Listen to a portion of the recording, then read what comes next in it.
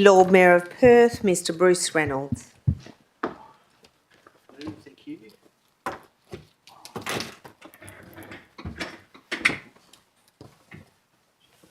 Okay, good afternoon everyone. Welcome to the City of Perth July 2025 Ordinary Council meeting. Formally declare this meeting open at 5 p.m. I'd also like to respectfully acknowledge the traditional custodians of the land which we meet, the Whadjuk people of the Noongar Nation. I'd like to pay my respects to elders past, present and emerging, and it is a privilege to be standing on Whadjuk Noongar country. CEO, could you please recite the prayer? Almighty God, under whose providence we hold responsibility for this city, grant us wisdom to understand its present needs, foresight to anticipate its future growth, and grace to serve our fellow citizens with integrity and selfless devotion. And to thee be all blessing and glory forever. Amen. Amen. Please be seated. Okay. That sounds organised.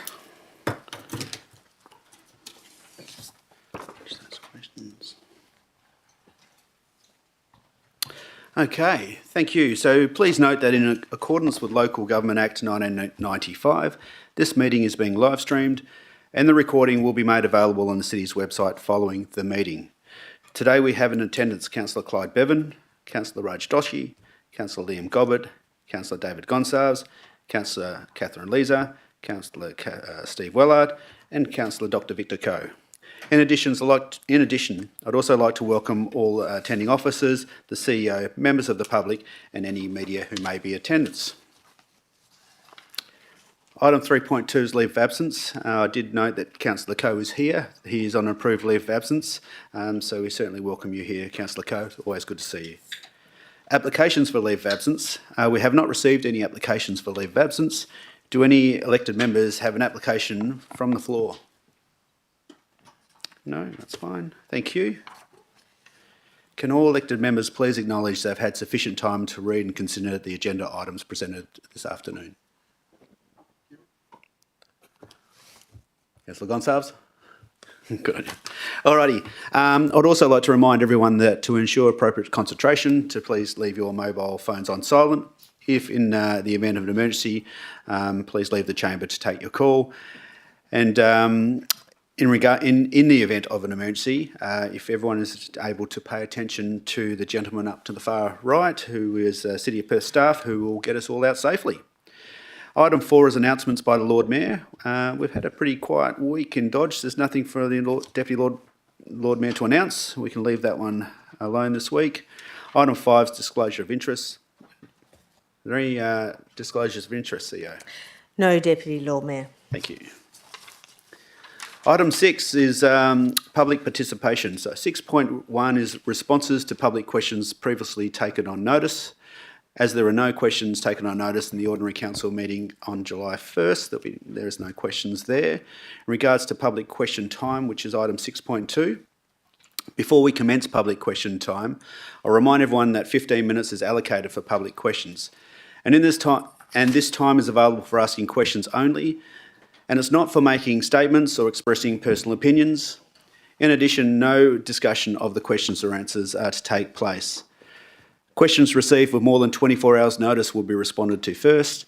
And for those of you who have submitted your questions in the last 24 hours, your questions will be included in the minutes of the meeting and a response will be provided in the agenda at the next Ordinary Council meeting. CEO, have there been any public questions received with more than 24 hours notice? Yes, Deputy Lord Mayor. 7 members of the public have submitted public questions. Okay, thank you. So given the number of questions received in advance of tonight's meeting, the process for public question time will be as follows. Each person will be given 2 minutes to ask their public questions and to receive their responses. So with that in mind, I will move to the first question. I invite Adam Pecan to step forward.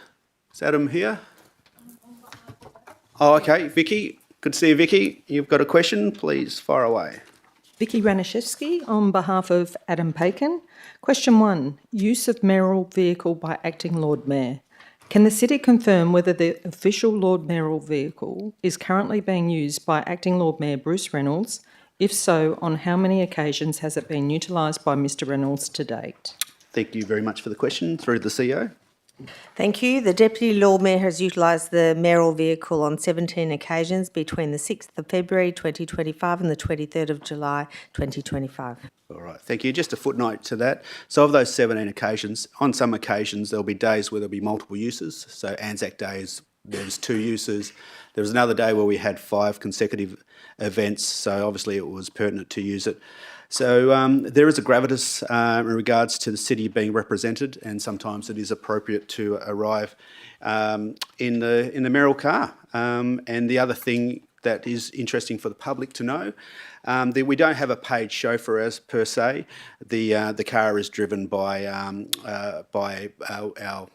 assistant, personal assistant, who's already employed by the city. So if it's not used, the car sits in the garage. Thank you. Next question. Question 2. Remuneration of Acting Lord Mayor. Can the city confirm whether Bruce Reynolds is receiving a higher level of remuneration while serving in an acting capacity? If so, what is the difference compared to his usual role, and who authorised this arrangement? All right, thank you. Through to the CEO. Yes, the Deputy Lord Mayor is receiving a higher salary that is in line with the Salaries and Allowances Tribunal determination. The difference in annual allowance is the Lord Mayoral salary 149,971, the Deputy Lord Mayor 37,492.75, and an annual meeting allowance of 53,215, and Deputy Lord Mayoral allowance 26,020. Alrighty, thank you. And again, a further footnote. So the determination, this information is handy, and like a lot of things that we have in regards to the Act is certainly available via a quick Google search. But the salaries and allowance determination states that the office of Lord Mayor is vacant under section 5.34 of the Local Government Act, that the Deputy performs the functions of Lord Mayor for a period, and the Deputy performs the functions of the Lord Mayor for a period of no less than 4 months, the Deputy is entitled to receive the Lord Mayoral allowance. Therefore, once the position of Lord Mayor is vacant and the Deputy has performed the duties of Lord Mayor for a continuous 4 months, they are entitled to the allowance. Just for a bit more information. Is that it, Vicky? He's got a third question here. Several City of Perth residents recently received an A4 flyer in their letterboxes from Bruce Reynolds, which included a City of Perth email address. Can the CEO confirm whether the city produced, authorised or distributed this material? If so, what was the total cost to the city, and under whose authority was this approved? Thank you. Through to the CEO. Thank you. Bruce's newsletter is not an authorised city publication. So again, just a further footnote, just to add a bit of clarity to that. Obviously, as elected member, we're able to put community information out there. So that's something that I've put through my design team, and to print out 500,000 or however many and put them out there. That is borne at your own cost, provided it is general community information. No worries, thank you. Alrighty, now we move on to the next question. I now invite Sandy Angie to step forward. It doesn't look like Sandy is here, so Sandy's questions and responses will be provided in the minutes of this meeting. I'd now like to invite David Lee to step forward. David doesn't look like he's here. No, not coming. Okay, so David's questions and responses will be provided into the minutes of the meeting. David Lim, I'd like to invite David Lim to please step forward. Good to see you, David. If you could state your name and suburb and fire away. Okay, it's David Lim Daglish. Thank you for the opportunity to ask questions this evening. Okay, on Saturday, the 26th of July 2025, the state government announced as part of its Metronet on Swan Ferry Service Expansion Project that the location of the ferry terminal servicing the University of Western Australia will be centrally located on Hackett Drive at Matilda Bay in the City of Perth's Crawley Nedlands neighbourhood. It also stated that as part of construction of the terminal, there will be a new roundabout, pedestrian crossing and bus bays on Hackett Drive. The schedule of accounts paid shows that $578.45 was paid to Water Corporation for an invoice for Hackett Drive, Crawley Lot 10020, RE 34322. Part A. What advanced planning meetings have taken place between the City of Perth, the Department of Transport, Public Transport Authority and UWA individually and collectively regarding the project, the realignment of the road reserve, traffic modelling and rerouting of buses? Alrighty, thank you very much for that question. Through to the CEO. If I could invite the General Manager, Planning and Sustainability to respond, please. Thank you. Through the CEO, the early discussions have taken place regarding the PTA's preferred location for a new ferry terminus at Matilda Bay, primarily focused on the development application process. So the design changes proposed for Hackett Drive are at a very early stage, and the City has not yet received any traffic modelling data. Thanks. Okay, thank you. Okay. Part B, how will these changes affect management and maintenance of Hackett Drive? Through to the CEO. And through to the General Manager, Planning and Sustainability, please. Thank you. Through the Deputy Lord Mayor, the Hackett Drive is a City of Perth managed road and there is no plan for this to change. Next question, mate. Which alliances would be involved in ensuring that these changed traffic conditions are adopted smoothly in the area? Through to the CEO. If I could invite the General Manager, Planning and Sustainability to answer this and any further questions in relation to this particular topic. Yeah, thank you. The alliance is the Planning and Sustainability Alliance. Okay. How is this ferry service expansion project factored into the City's formulation of its new transport strategy, and how would have northern and southern locations of the terminal have been considered? Through to the GM. Through the Deputy Lord Mayor, the formulation of the City's new transport strategy will consider the potential role of the future ferry services and help shape the City's position on the preferred locations. However, as public transport is ultimately the responsibility of the state government, any final decisions on those ferry services and locations, which we heard over the weekend, some of those conversations, will rest with the Public Transport Authority. Alrighty. One more, David. One more? Okay.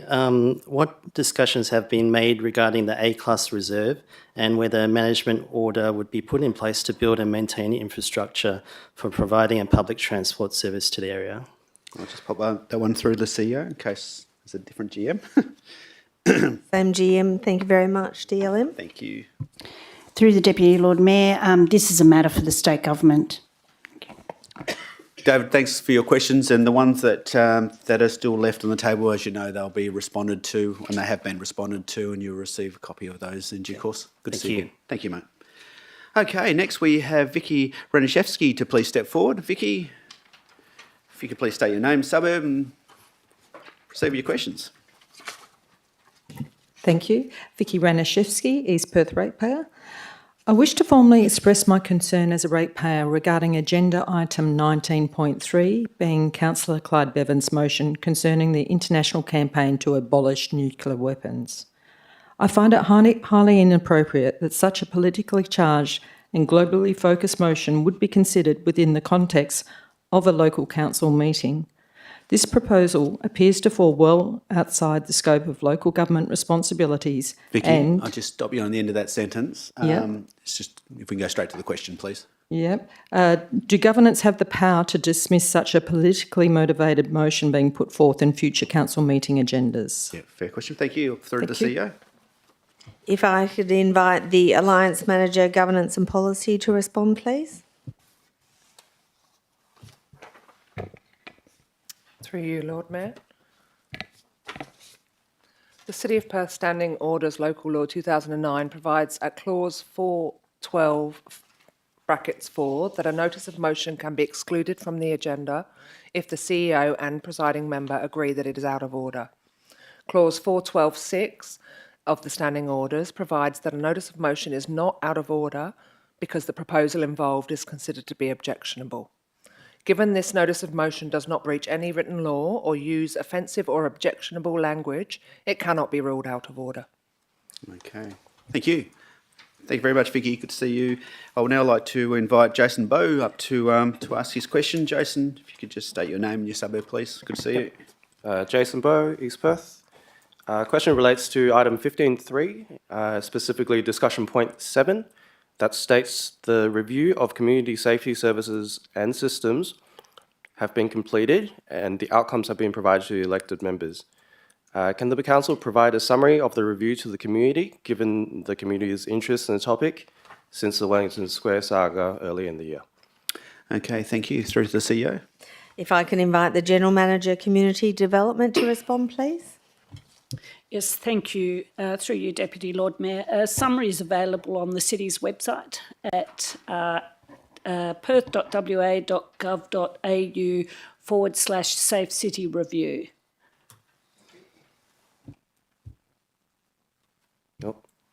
And question 2, I had previously asked at a Wellington Square related event if a Parks and Reserve Safety Advisory Group will be established, and the answer back then to that question was that it was pending this review. So now that the review has been completed, will the council commit to establishing a advisory group on the topic? Okay, thank you for the question. Through to the CEO. Thank you. If we could invite the General Manager, Community Development to respond, please. Yes, thank you, and through you, Deputy Lord Mayor, and thank you for the question. The 2024-25 Safe City Review didn't propose the establishment of a safety advisory group. Rather, it recognised that the city has key partnerships with relevant community groups and with a range of government and non-government agencies. These partnerships with groups such as the East Perth Community Group, the City of Perth Western Residents Association, West Perth Local, Northbridge Common and Activate Perth were highlighted in the report as important in providing local engagement on community safety matters.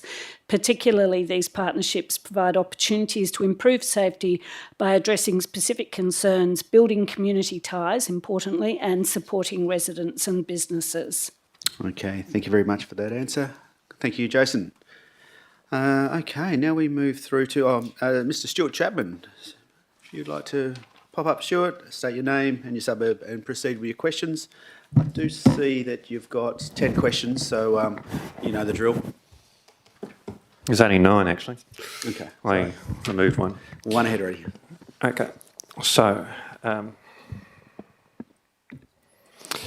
I've got a property in West Perth. I provided a copy of page 3 of a Government House entrance footpath EMES, which was released as a FOI release from the City of Perth, dated 16th of January 2024. Could this document please be displayed for the benefit of the councillors? I believe that had been responded to you, but I'll pass that through to the CEO. Thank you. If I could invite the General Manager, Community Development to respond, please. Elected members have previously received the document referred to in the question. Yeah, I wasn't given a response, and it is a public document. It has been released as an FOI, so can't members of the public see it? Will this go up onto the website with the answers? Is that how this works? Sorry, I'll just check on that one. Thank you.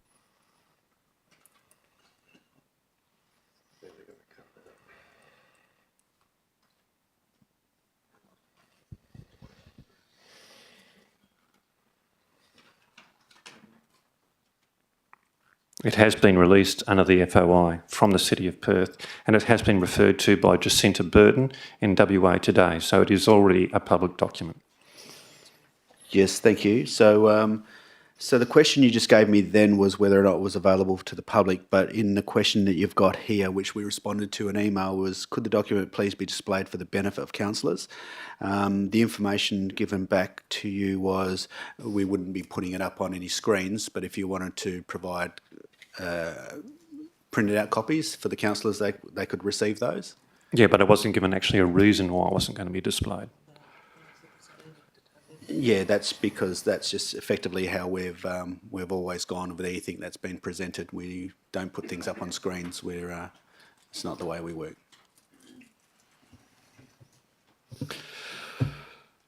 All right, I'll move on to the actual question.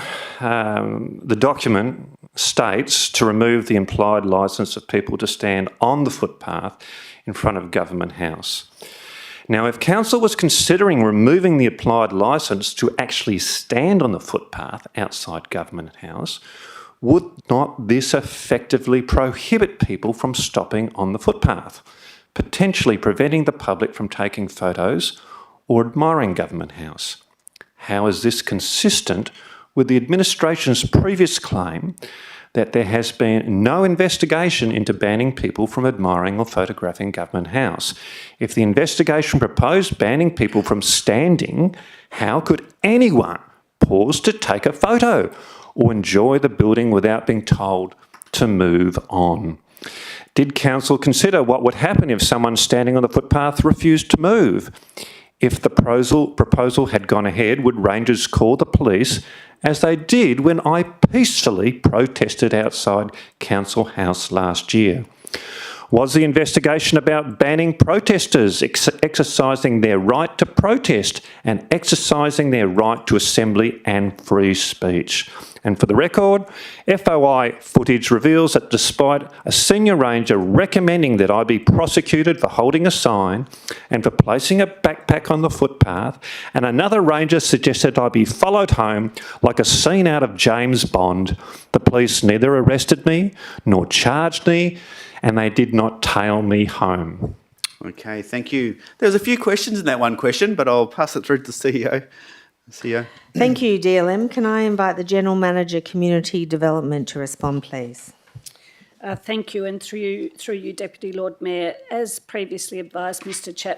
Chapman, there has been no intention of preventing the public from taking photos or admiring Government House. Okay, thank you.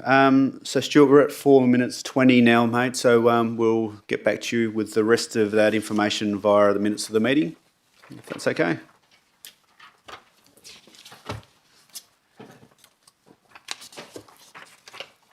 Okay, CEO, have there been any other public questions received prior to this meeting? No, Deputy Lord Mayor. Okay, thank you, CEO. A reminder to everyone that those questions will be included in the minutes of the meeting, and a response will be provided in the agenda to the next ordinary council meeting. In accordance with the Local Government Administration Regulation Act 1996, as a person presiding at this meeting, I can confirm that all members of the public have been given an equal and fair opportunity to ask questions as provided in the local standing orders. In addition, additional information is available on the City's website regarding public question times. On those grounds, I'm satisfied that members of the public have had ample opportunity to participate in the process, and as an alternative, you are welcome to contact the administration directly with any questions, and all the questions that we weren't able to get to today will be and have been submitted by administration. Item 7 on the agenda is confirmation of minutes.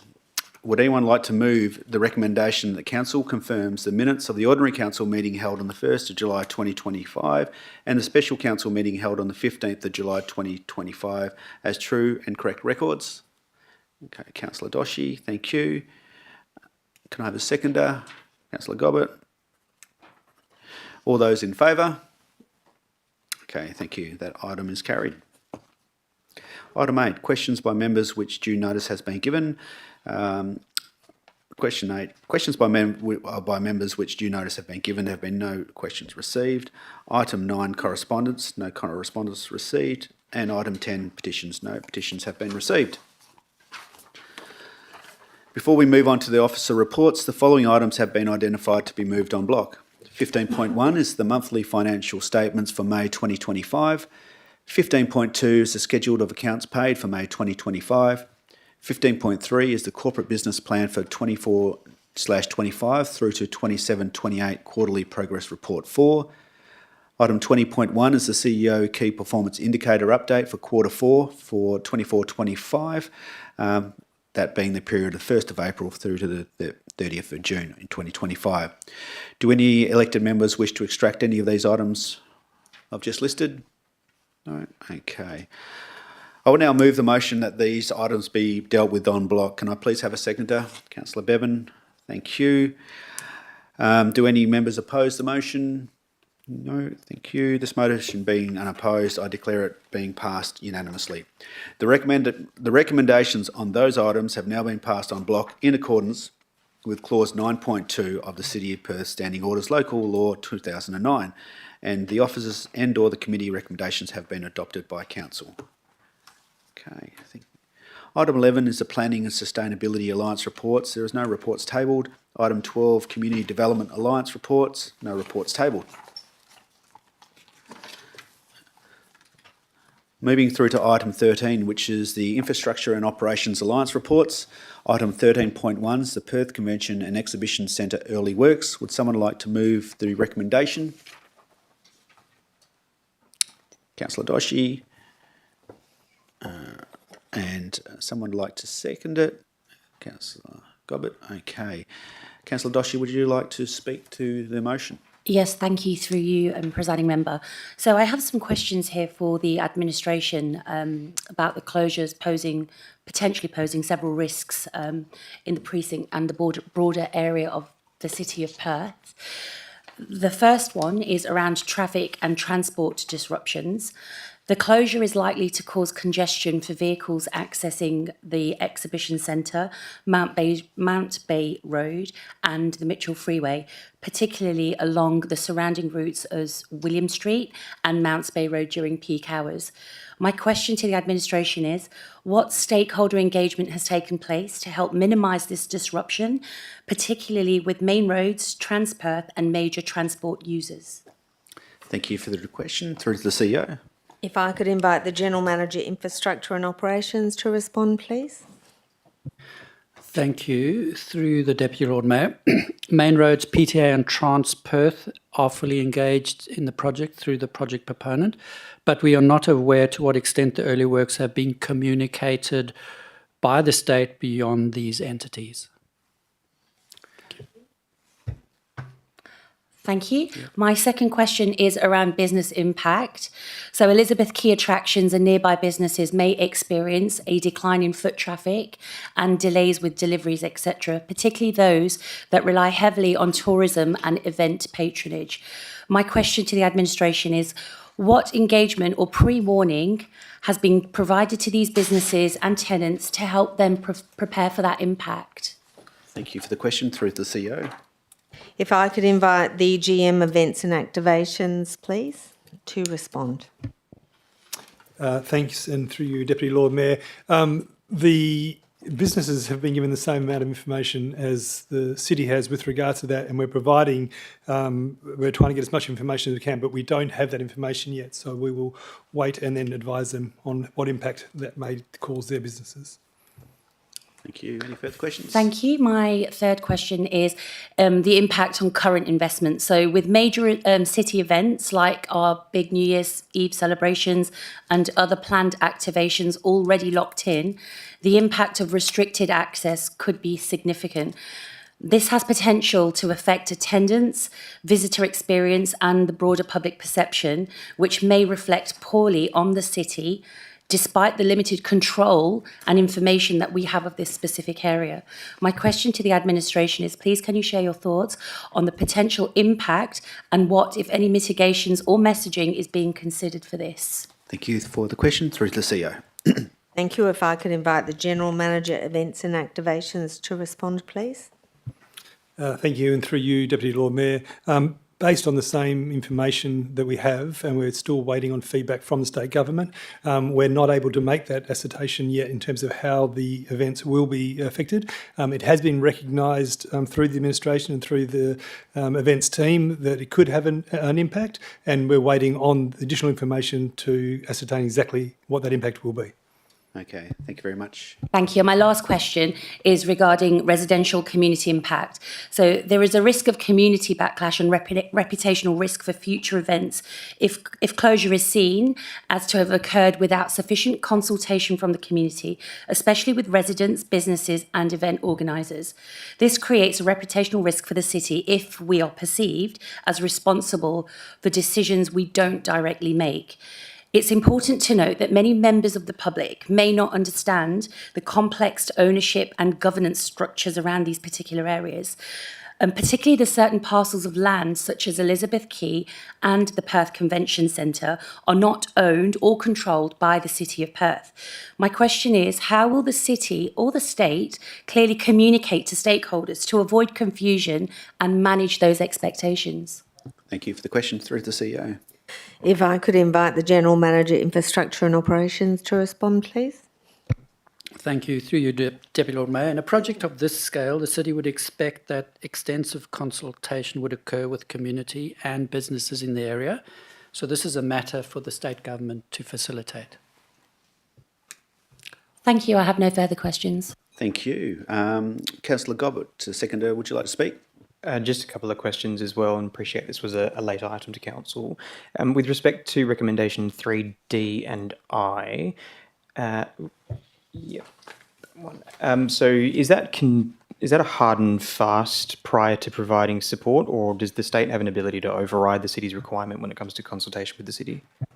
Thank you. Through to the CEO. If I could invite the General Manager, Infrastructure and Operations to respond, please. Thank you. Through Deputy Lord Mayor. The requirement is for the city to approve the 50% design drawings such that main roads can progress with their traffic signal designs. So there is a requirement for us to approve. I don't believe state government has any recourse there. And second question, DLM. The report talks quite strongly to the impacts to the disruption to travel patterns. Do we have any... For primary car users on the road, do we have any ability to access funds, or have we had any chance to propose any active transport solutions that might able to be accessed through funding from the Perth Parking Management Levy? Okay, thank you for the question. Through to the CEO. And General Manager, Infrastructure and Operations to respond, please. Thank you. Through you, Deputy Lord Mayor. At this stage, I don't believe we have sufficient information from the state government to be able to determine exactly what mitigation measures should be deployed. So we are still waiting on area-wide traffic impacts to be supplied to us such that we can identify how we may apply mitigation measures, and then therefore how the parking levy could be applied to such infrastructure. Thank you. Thank you. Okay. Thanks, Deputy Lord Mayor. No more questions, but I will reserve my right to speak. Thanks. All right, thank you. Would anyone else like to speak for or against? Councillor Wellard. Thank you, Deputy Lord Mayor. I have some more questions as well, and of course, apologies for this being a late notice motion. My first question is, given that this project was not featured in the State Government 25-26 budget presentation on the 20th of June 2025, has the City been informed on what factors are driving the project's urgency now ahead of State Government funding being approved? Thank you for the question. Through the CEO. And if I could invite the General Manager, Infrastructure and Operations to respond, please. Thank you. Through you, Deputy Lord Mayor. This is a state government project, so I think that question is best asked to them. We're not aware of the drivers. Thank you.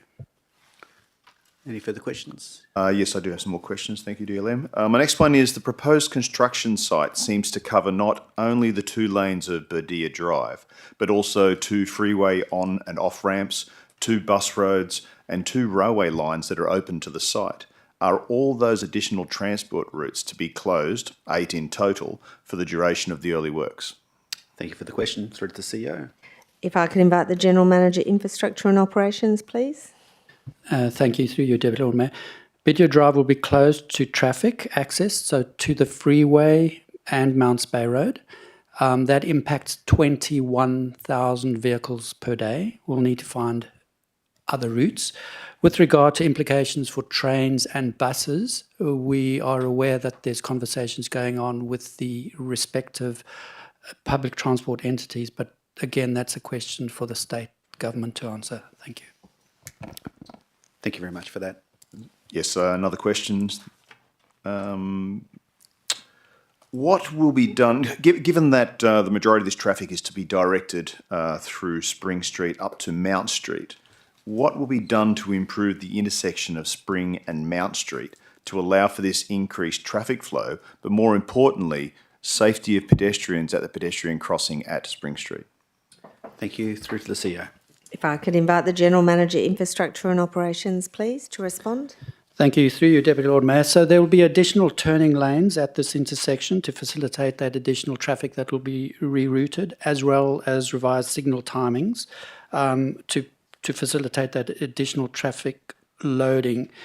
But noting that the state's traffic modelling shows that even with these capacity enhancements, the intersection will be what we call oversaturated, which means that there will be long queues and delays. We've got no information at this stage on how pedestrians will be accommodated, but that will be worked through as we work through the design process. Thank you. All righty, thank you for that. And my final question, please, DLM. Will the state government continue, or does the state government intend to continue to operate the Esplanade EQ bus port at current capacity, which may add significantly to traffic congestion in the area? Or is there a means to transfer Esplanade EQ bus stops to the Wellington Street bus port to ease traffic? All right, thank you for the question. Through to CEO. If I could invite the General Manager, Infrastructure and Operations to respond, please. Thank you. Through you, Deputy Lord Mayor. In this instance, I'm not across the detail. It really is a matter that's best answered by the state. Thank you. Thank you. All righty. Would anyone else like to speak for or against this motion? All right, let's put that one to the vote. No, and okay, fantastic. Just double checking. All those in favour? And that one is passed unopposed. Thank you. Item 14 is Commercial Service Alliance reports. There is no report. Item 15 is the Corporate Service Alliance report. That has been passed en bloc. Item 15.2 is the schedule of accounts paid for May 2025. That one has been passed en bloc. We now move to item 15.3, which is the Corporate Business Plan for 24-25 through to 27-28, the quarterly progress report 4. That has been passed en bloc. Okay, thank you. Items 16, 17 and 18, there are no reports. That's the Engagement and Activation Alliance, the Chief Executive Officer Alliance report, and 18 is the committee reports. Item 19, moving through to notions. These are notions which previous notice has been given. Item 19.1 is a notice of motion enhancing our culture through music. I have a mover, which is Councillor Bevan. Can I have a seconder, please? Councillor Wellard. Councillor Bevan, would you like to speak to your motion? Thank you, Deputy Lord Mayor and councillors. My motion requests the CEO, 1, to investigate ways to increase music events in the City of Perth, including consideration of the use of the city's key assets. 2, explore incentives for event organisers, city grants and sponsorship opportunities. And 3, present findings to elected member engagement sessions for feedback in November 2025. I would like to talk about the role music and cultural events can play in the shaping and the future of our city, not just as entertainment, but as a powerful driver of economic growth, community well-being and civic identity. First, let's acknowledge the obvious. We have a wonderful city. We have spaces, infrastructure and a growing population. But there is untapped potential, particularly when it comes to how we activate and showcase those assets. There is room to do more, to use our public spaces, venues, and the resources more fully for the benefit of our residents and the local economy. Other local governments around the country have recognised this. They've embraced music and cultural events as the central part of the community building. And the results speak for themselves, with stronger economies, livelier communities and cities people want to be a part of. We are doing similar, but we can do more by taking up the opportunities. Music events don't just happen. They bring energy and life into the city. They drive foot traffic to local cafes, bars, restaurants, hotels and retail stores. They support jobs in transport, security, parking, across the entire hospitality and tourism industries. These events also bring something less tangible, but is just as important: enjoyment. A vibrant music scene gives people something to be proud of. It builds connection between residents and it gives heart to our city. Activation Activating our city through music has proven time and time again to be popular with residents and visitors alike. It draws people into the CBD. It creates shared experiences, and it helps us to build the kind of city people want to stay in, invest in, and return to. There's also a clear employment argument. Supporting music and entertainment means supporting sustainable jobs, not just for performers, but also for other skilled professions that make these events happen. Sound and lighting engineers, event managers, stage crew, and much more. And let's look ahead. Our new university is opening soon in our city. It brings a fresh creative talent in musicians, producers and technicians, etc. We need to foster an environment where they have a future, a career and a reason to stay. And that means creating opportunities right here in Perth. At its core, music is about more than just performance. It's about lifestyle and it's about identity. And let's be honest, while Perth is frequently ranked among the most livable cities in the world, the one consistent criticism is our perceived lack of culture. There's something we can change and something that we should change. As a local government, we have the responsibility to not only listen to the feedback, but to act on it, to make culture a central pillar of our city's identity and future. Thank you. Alrighty, thank you very much for that, Councillor Bevan. Seconder, would you like to speak to the motion?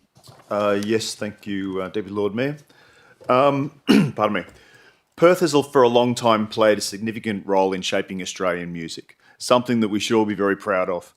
Artists such as Troye Sivan, David Heathcott, Luke Steele, Tim Minchin, Pendulum, Birds of Tokyo, Tame Impala, Eskimo Joe, John Butler Trio and more have all either made their start here or proudly called Perth home. However, with all that talented history, Perth still has to work hard to shake off an unfair tag of being dull. I personally feel there's more to do with perception than fact, and as a councillor, I get to see how amazingly vibrant our city really is. But we can and must do more, which is why I support this motion with my fellow councillor and respected leader in arranging quality entertainment across his successful restaurants. But my support is broader than just helping the Perth music scene. Last weekend, some of you might know, Triple J announced their top 100 Aussie songs of all time.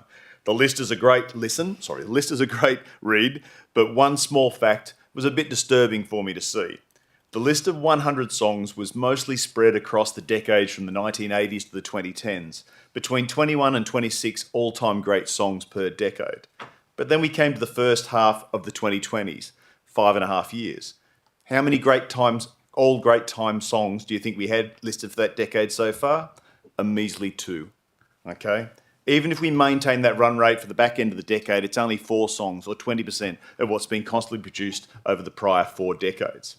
If this motion can help get more live music out if this motion can help get more live music of any kind across Perth, and as a consequence, we inspire more young people to explore their talents, then maybe, just maybe, we can get another 10 to 15 all-time great songs out of the 2020s, and hopefully from right here in WA.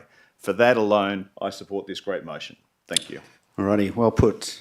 If you were to look at my playlist, you'd see that all the great songs that have been written by 1980, mate, so that's probably why. 60s, 70s and 80s. Councillor, you'd like to speak. Thank you, Councillor Gobbett. Thank you, Deputy Lord Mayor. And it's just a question first, and it is only a very minor point, and maybe Councillor Bevan would like to interrupt on a point of personal explanation, but using the capital C there for City of Perth, that says to me that it's the city delivering the event. Is the intention of the motion for the city to do the event, or if Councillor Bevan could please clarify, is it the intent that is City of Perth in the district, which would be lowercase c? It's just a minor point, but it's a difference between city delivering and city supporting. Okay. Councillor, do you understand that question? You've got that? I do. Yeah, perfect. I see the council as a stimulus for the event, support for the event, but not particularly running the event. I'd like to see us helping other people do it and putting incentives in front of them to make it happen. Yep, sounds clarified to me. Anyone else? So thanks, Deputy Lord Mayor. I didn't want to impugn Councillor Bevan's motive there, so thank you for that clarification. So, in speaking to the motion, I think the intent of Councillor Bevan's motion is very worthwhile. My only concern with it, though, is that there may be some potential to rehash some of the work that we've recently undertaken to attract a unique event to the city. There's already a suite of grants and sponsorship opportunities available, but what's interesting for me as part of the motion is what would be reported back by way of other incentives referred to in the second part of the motion. So that's what's piqued my interest with Councillor Bevan's motion. As with the report that we considered a couple of years back with the review of the development incentives, on consideration, I see that this is a more of a pulse check rather than a wholesale review to break down the system and build it back up again. So I'm willing to support it as a pulse check approach, but to be frank, I'm not going to be surprised if we're told things that we already know. What's interesting to me as a musician, I have a diploma of music. I studied with some of the lecturers from Kids in the Kitchen and Kill Devil Hills back in the day. I've done gigs at Mustang Bar, The Bird, and the old Yayas State Theatre, and it's the part of the motion that speaks to the music events in the city. And that bars and clubs regularly hold events, as we know. They are our ratepayers. We should be supporting them. So city assets, to me, in the other part of the motion says road reserves, carriageways, parking bays, loading zones, that sort of thing. So, I look back with fondness during my time as a musician, dragging my grand piano down James Street and bumping into all manner of people. And if we can support the next generation of budding musicians and performers to have that experience that's a little more easier to attend live music venues, then I see this as a potentially good way to support live music in the city of Perth, which is only a good thing in my view. So with that, I'll close and commend the motion. Very good. Would anyone else like to speak for and against the motion? Yeah, Councillor Gonsalves. Gonsalves. I was right the first time. Thanks. Just a question through the Deputy Lord Mayor. So how will this notice of motion help align us with our economic development strategy? And I also note that we're halfway through the city's cultural development plan, which was implemented in 2019 and runs through 2029. Considering that we're midway through that, how does this notice of motion help support and elevate that? All right, thank you for the question. Through the CEO. If I could invite the General Manager of Events and Activations to respond, please. Thank you. Thanks for the question. Through you, Deputy Lord Mayor. In terms of how this motion supports the economic development team, it sits more probably with the events team and the grant structure through that, as opposed to economic development. Economic development is more about business and sustaining business and precincts and development. This is more about how do we leverage the grants that we have to incentivise more boutique, smaller, music-focused events rather than necessarily the mass participation events down at Langley Park, boutique events in the city. I'll need to take your second question on notice if that's okay and get back to you. Okay, thank you. Any further questions? No. Anyone else for any questions? All right. Would you like to close, Councillor Bevan? Thank you, Deputy Lord Mayor. Let's make music and the arts more than a weekend attraction. Let's make them part of our long-term vision for a vibrant, welcoming and world-class city. Thank you. All righty, let's put this motion to the vote. All those in favour? That one is carried. As I say in the classics, let there be rock.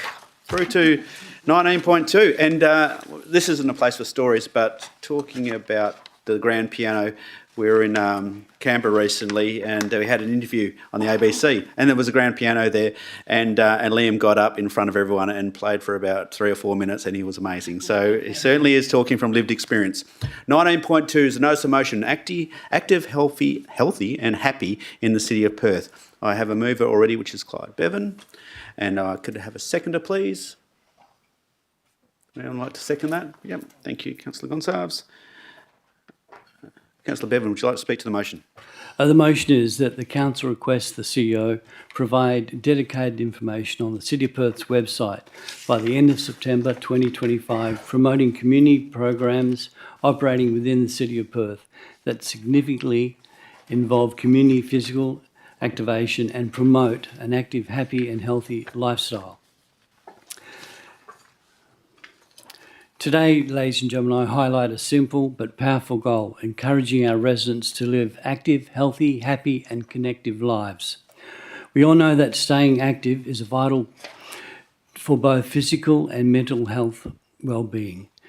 Health professionals remind us constantly, regular movement, social connection and mental stimulation aren't just good, they're essential to a long, healthy life. That's why I'm proposing a focused effort to promote a wide range of local activities within our community. These include walking groups, jogging, swimming, sailing, cycling, yoga, tai chi, and other forms of physical activity that support all ages and abilities. But it doesn't stop there. I've also included activities like bridge and card games. Why? Because mental exercise is just important, especially for seniors in our community. Bridge, for example, not only sharpens the mind, but also encourages social engagement. And for many older residents, simply getting out of the house, attending an event, and connecting with others brings immense physical and emotional benefits.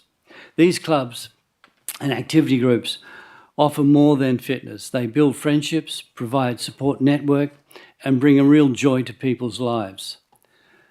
That sense of companionship is something we should actively promote and make easy to access. This will make these community groups more viable and successful by having increased membership. To that end, I would like to propose creating a dedicated section to the City of Perth website with a clear, well-organised resource where residents can easily find information about local activities.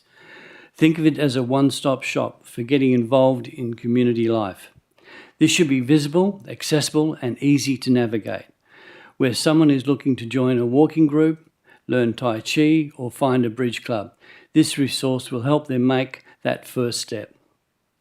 Let's make it easier for our residents to be active, healthy, happy and connected. Okay, thank you very much for the motion. Councillor Gonsalves, would you like to speak to the motion? Sure.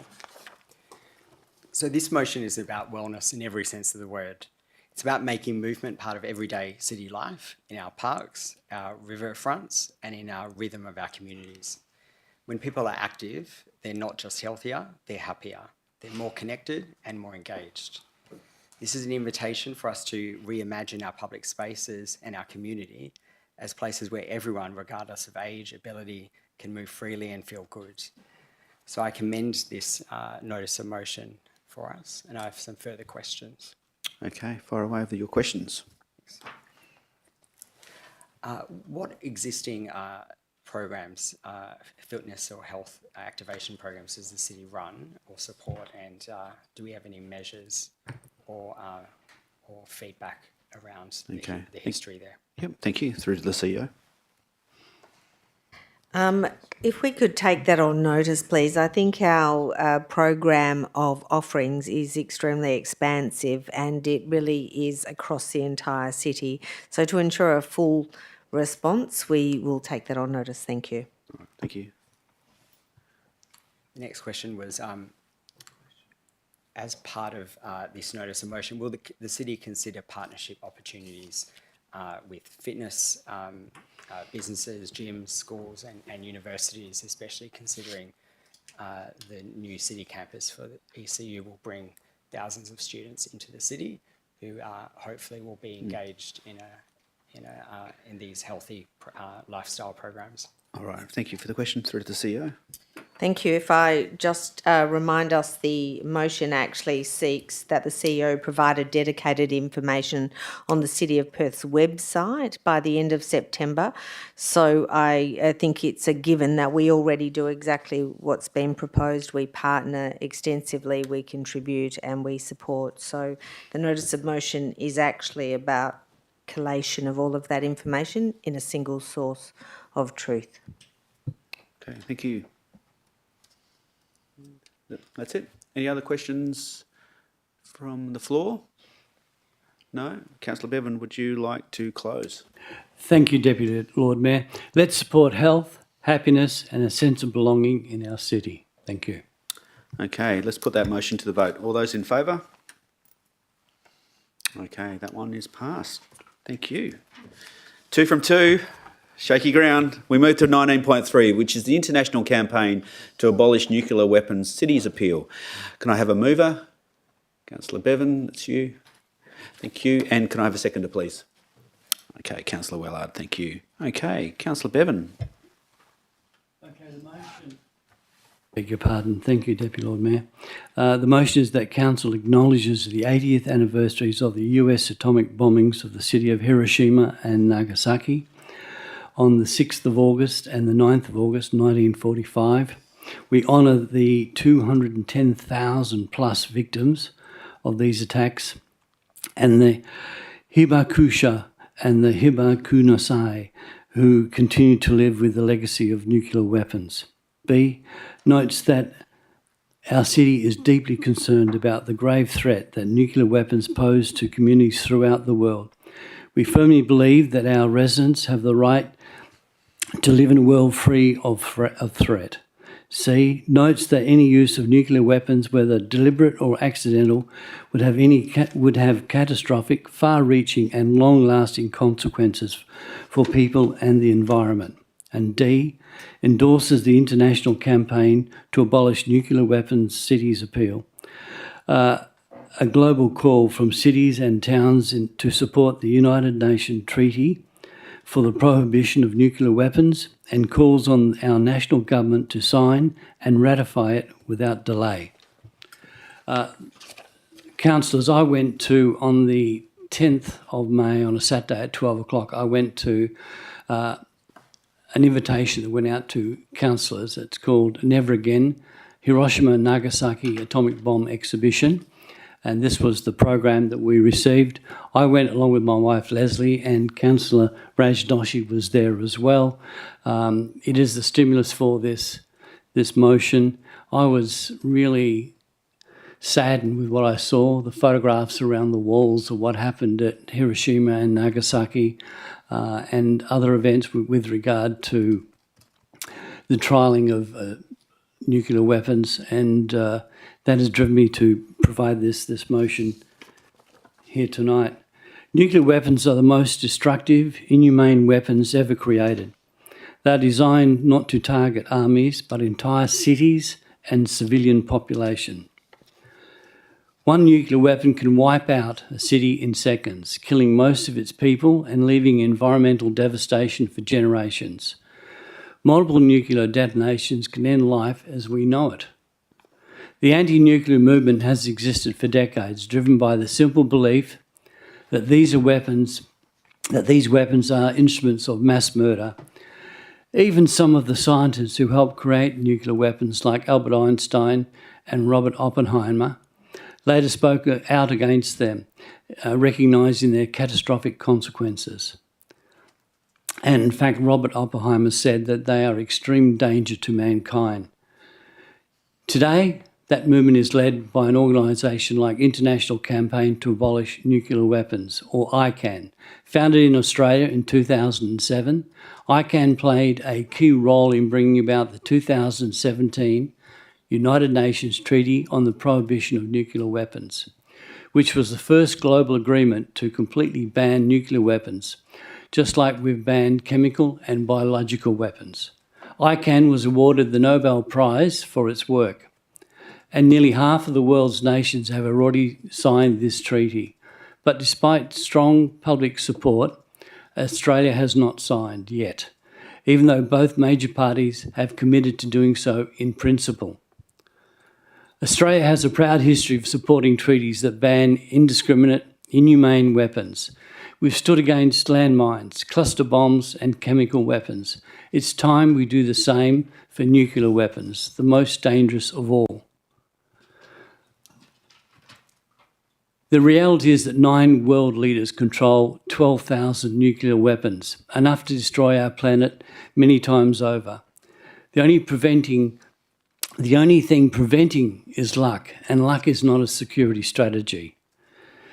Joining the treaty isn't just about banning weapons, it's about showing leadership, protecting future generations, and standing on the right side of history. Cities and communities around the world, including here in Australia, are already rejecting the threat of nuclear weapons through ICANN Cities Appeal. Local governments have a crucial role to play. Nuclear weapons threaten cities directly as they are the targets.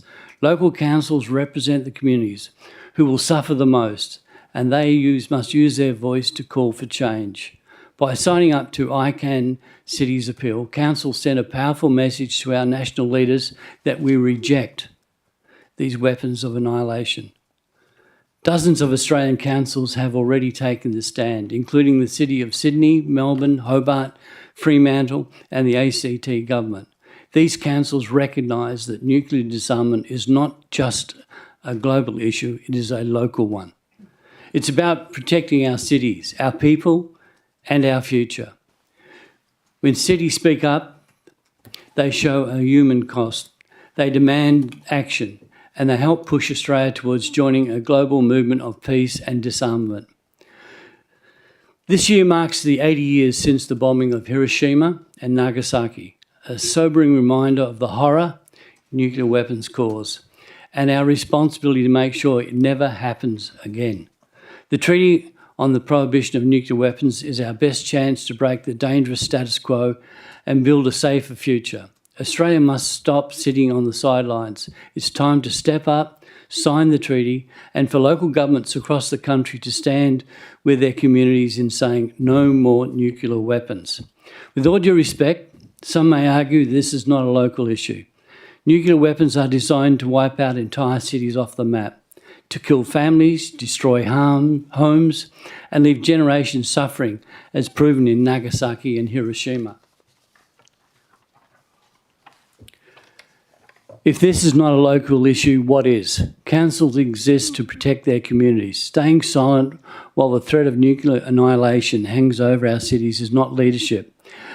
Local governments have both the right and the moral responsibility to stand up, speak out, and protect their people. Okay, thank you very much for that, Councillor Bevan. Councillor Wellard, as the seconder, would you like to speak to this motion? Yes, thank you, through the Chair, Deputy Lord Mayor.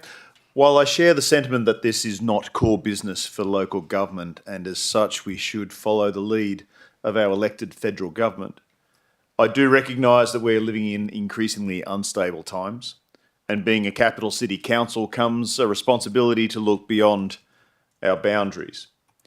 With the AUKUS deal gaining momentum, it's likely we will have nuclear-powered military craft stationed here in WA starting sometime over the coming few years. While there is considerable clear difference between nuclear power and nuclear weapons, I see no harm in signalling that while we support allied nuclear-powered craft in our waters, they should leave their nuclear weapons at home or, better still, lock them away. I support the motion for the City of Perth to join the 51 other local governments across Australia that have endorsed the international campaign to abolish nuclear weapons city appeal. Thank you. Okay, thank you. Well said, both councillors. I'll probably just have a quick comment on this one. I understand the messages about it not being within our remit, but then I sort of say to myself, well, what happens if we do support it? What does it cost us? It's an appeal. And as you mentioned, there's 50 cities throughout Australia that support it. But what does it say about us if we don't support it? That's the question. So that's my take on this particular motion. Would anyone else like to speak for or against it? Councillor Doshi. Thank you, through you, Presiding Member. Thank you for presenting the motion, Councillor Bevan. In regards to the ICANN Cities Appeal, I appreciate the humanitarian goals. However, and attending the Never Again, which was a very heart-wrenching exhibition that we both went to, I cannot support the motion for the following reasons. The first one being the jurisdictional relevance. So nuclear disarmament and international treaties exceed the responsibilities of local government. Our primary focus should be on serving our local community. I'm unaware of any ratepayer to date that has raised this with the City of Perth as an actual issue. I may stand corrected, but not that I'm aware of. Number two, the resources prioritisation. We need to concentrate on local infrastructure, community well-being, as we've discussed tonight, and the economic development. Engaging in global advocacy could divert resources and costs, funding and attention from these critical areas. Number 3, the representation of diverse views. This one I feel quite strongly about. So our community is so diverse here in the city of Perth, being a capital city and very transient, with varying opinions on international issues. Taking a stance on nuclear disarmament could misinterpret constituents and politicise the council's platform we have. It may also open up other humanitarian groups to reach out and want advocacy in the same way and action in various areas, again, out of our jurisdiction, ultimately costing the administration additional work, time, and costing us, the ratepayer, for that time allocation. Given these points, while we all support peaceful initiatives, I believe that that it would be inappropriate for our council to formally endorse the ICANN Cities Appeal at this moment in time. Such matters would be better addressed by state and federal levels for greater impact. And whilst I have empathy for the catastrophic damage that nuclear bombs cause around the world, I cannot, as a local elected member, support this motion. Thank you. Okay, thank you for that input. Anyone else like to speak for or against? No? Yep, Councillor Gobb. Thank you, Deputy Lord Mayor. Of the 537 local governments across Australia, only 50 have supported the motion that, as is detailed in the report. But not supporting the motion doesn't mean that the opposite is true of an elected member supporting nuclear weapons, for the simple reason that it's not a local government matter. My advice would be, if someone wanted to advocate for nuclear disarmament or any sort of nuclear issues, they should call their Member of Parliament. That's what they are there for. As Councillor Bevan noted, Australia is yet to endorse this. I mean, the question that's hanging over me is, are we now in the business of advocating alternate positions to the federal government? What does that say to the local-federal relationship going forward? How hard can we poke the bear on issues that we have no ability to control before that relationship sours? I'm not willing to open the door on compromising the years of hard work that we've put into restoring our reputation and relationships. The question was asked, what does it cost us? And Councillor Doshi touched on that. It's administrative staff time in responding to motions like this. I haven't asked the question, but we've got the report in front of us. We can tell that staff spent time in responding to this, and that says to me that they spent time not doing something else that is our responsibility. I studied World War II history. I've been to Hiroshima twice. I've visited the A-bomb dome that is regarded as the site below where in the atmosphere one of the bombs exploded. I've been to the Hiroshima Peace Park and the museum, and I've seen the memorial to Sadako and the 1,000 paper cranes.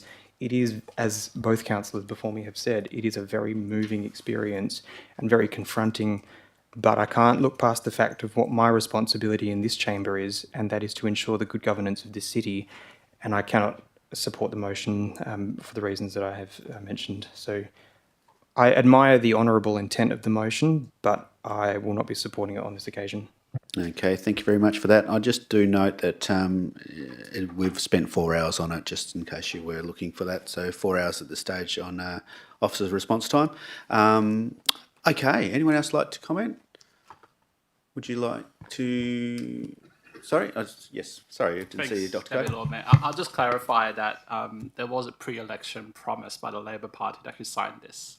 And 107 federal parliamentarians have actually pledged to sign it as well, just for clarity. So the federal government has not signed, but it's pledged to sign it. Okay, anyone else? Councillor Gonsalves. Thanks. So tonight, we have an opportunity to send a clear and principled message, not just to our community, but the world, that the City of Perth stands for peace, for diplomacy, and for the elimination of the most destructive weapon ever created.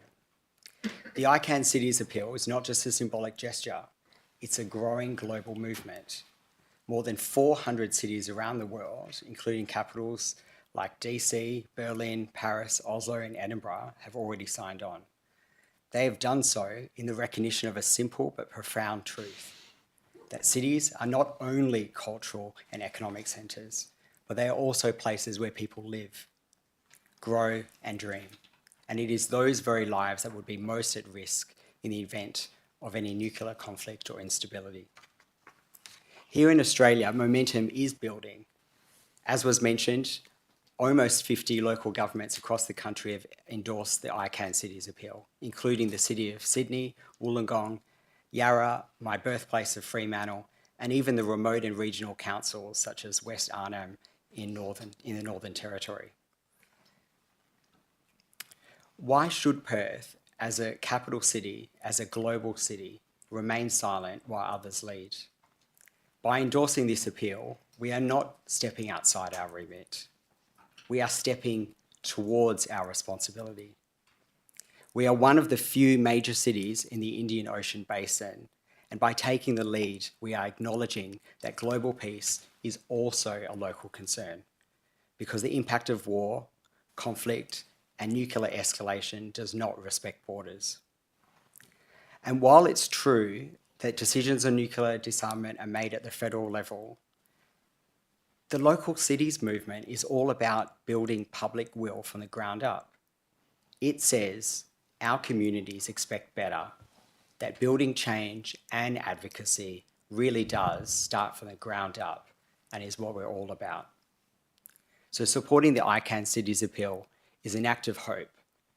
It's a commitment to a future where security is not just based on mutually assured destruction, but instead based on the work we do, based on international engagement that's underpinned by mutual understanding. Okay, thank you. Very well said. Anyone else like to? Councillor Leeser. Thank you very much. Look, our job is to represent our ratepayers, our stakeholders. I've never had one person talk to me about this, and you can see in my questioning that the city's had no recent correspondence from ratepayers at all, other than being contacted in 2020 by the Mayor of Fremantle. So, you know, while I understand the sentiment behind this motion, it's really a topic that has never been brought up by any member of our community. As a local government, our role and responsibilities are distinct from those of federal government, clearly. Issues of national and international policy, such as nuclear weapons, are really within the federal government's remit. As such, this motion is well outside our scope and I'm not supporting it. Thank you. Okay, thank you. Would anyone else? I think that's just about everyone. Okay, so with that, I'll go back to Councillor Bevan. Would you like to close? Yeah, thank you, Deputy Lord Mayor. Councils are no longer about road rates and rubbish. This council has been involved in homelessness, and we put a lot of money into homelessness, and we did our best to help alleviate that. We also, and this is a contradiction here, we've also involved in climate change and green energy. In fact, we've sent many councillors overseas to go to conferences regarding green energy and climate change. And I have to say a number of councillors who have spoke against this motion are going and have been overseas for climate change, which is, Point of order, you would say... Deputy Lord Mayor, under Standing Order 711(2)(b), members exercising their right of reply must confine their remarks to comments and not introduce any new matters. None of what Councillor Bevan has said was discussed. Alrighty, Governance is just going through her paperwork now, just to double check that point of order.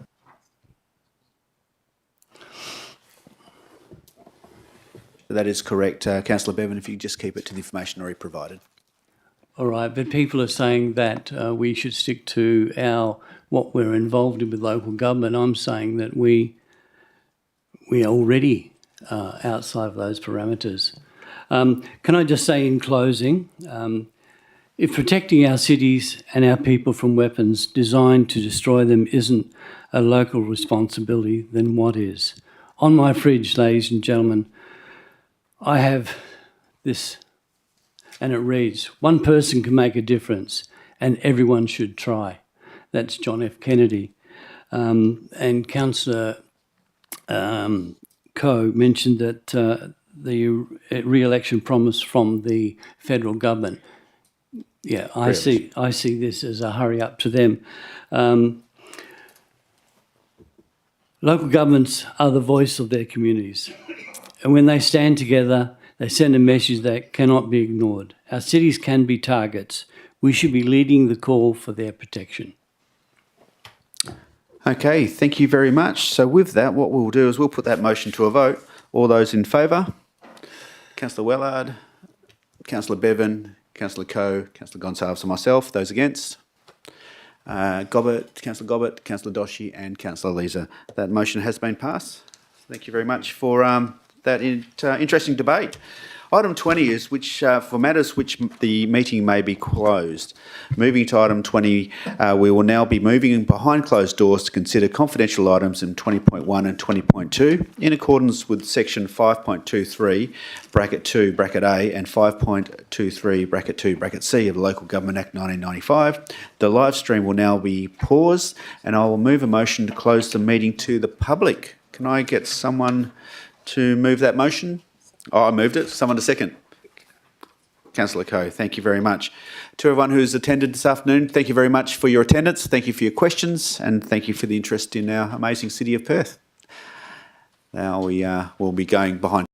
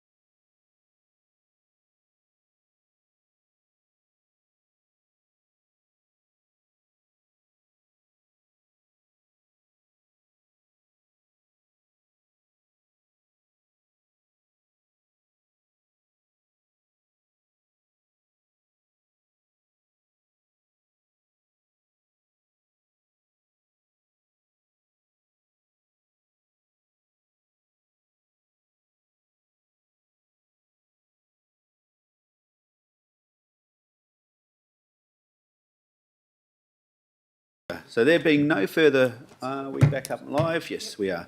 There being no further business, I now declare the ordinary council meeting closed at 6:20, and thank everyone for their attendance and their contribution. Thank you very much. Please all rise for the Deputy Lord Mayor of Perth, Mr Bruce Reynolds.